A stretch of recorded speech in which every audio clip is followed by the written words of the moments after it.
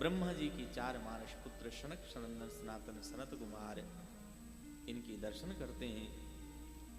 दिव्य स्वरूप है, 5 वर्ष की अवस्था है। और स्थिति कैसी है महाराज? एक संत की रहनी कैसी होनी चाहिए, एक साधु का स्वरूप कैसा होना चाहिए? नारद जी महाराज दर्शन करते हुए निवेदन करते हैं कि भवन्तो योगिनी सर्वे बुद्धिमन्तो बहुश्रुता। साधु को बहुश्रुत भी होना चाहिए, केवल अपनी ना सुनाए, आचार्यों की भी सुने। कि सदा वैकुंठ निलया, वे नित्य धाम निवासी है। संकल्प लिया है कि यहां से कहीं बाहर नहीं जाना है।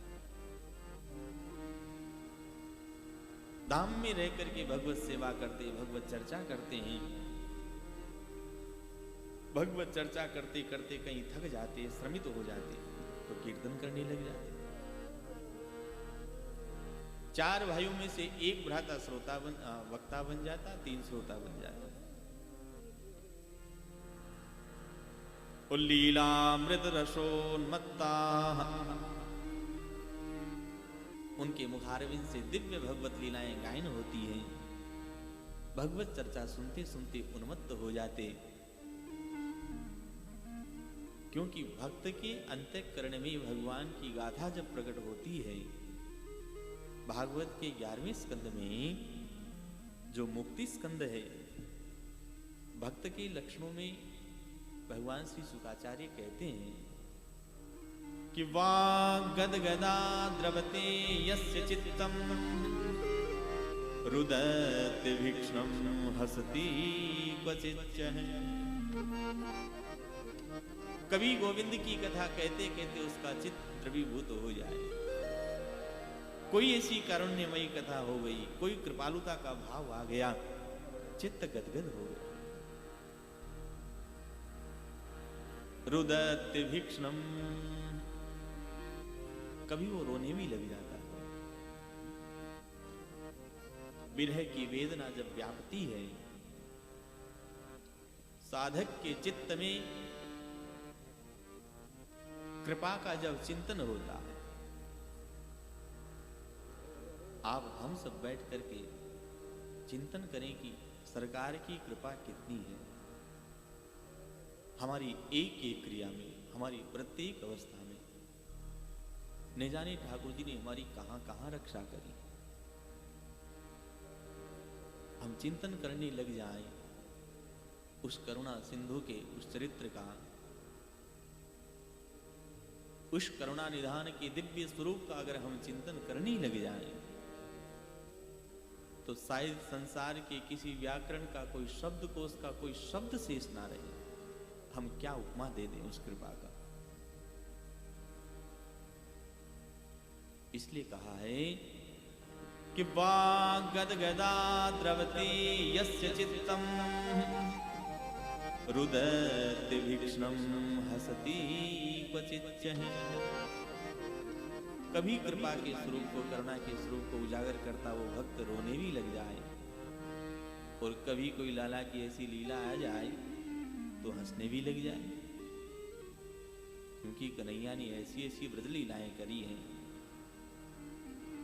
इन ब्रजवासियों के साथ में गोविंद की ऐसी लीलाएं प्रकट होती हैं, वो लीला पुरुषोत्तम कभी ईश्वर भाव को रखता ही नहीं है।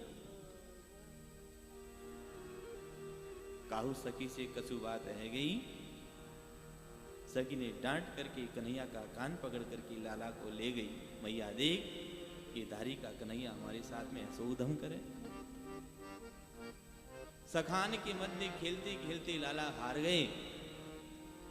कन्हैया को पकड़ करके उन सगाओं ने पीठ पर घोड़ा बना लिया। अब ये भक्त के लक्षण। तो भगवान श्री सुखदेव कहते हैं, मदभक्ति युक्तो भुवनम पुनाति। ऐसा जो मेरी भक्ति को प्राप्त कराने वाला वो महापुरुष त्रिभुवन को पवित्र कर देता है, तो महर्षि सनकादियों का स्वरूप कैसा है? बोले सदा वैकुंठ निलया हरि कीर्तन तत्परा लीलामृत रसोन्मत्ता कथा मात्रैक जीविनः, जिनका जीवन ही कथा है, भगवत चरित्र को नित्य श्रवण करते हैं। हम आप सबकी जैसे नहीं कि साहब कहीं अनुष्ठान हुआ, कहीं कथा मिली तो हमने पढ़ लिया, कथा मिली तो श्रवण कर लिया। नहीं, जिसके चिंतन में नित्य कथा हो, जिसके चिंतन में नित्य चरित्र उद्यापित होता।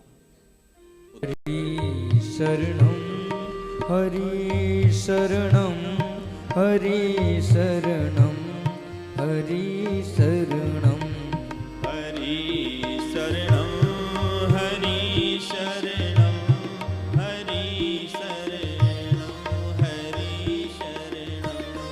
हरि शरणं हरि शरणं हरि शरणं हरि शरणं हरि शरणं प्रभु शरणं प्रभु शरणं प्रभु शरणं प्रभु शरणं प्रभु शरणं प्रभु शरणं प्रभु शरणं प्रभु शरणं हरि शरणं हरि शरणं हरि शरणं हरि शरणं हरि शरणं हरि शरणं हरि शरणं हरि शरणं।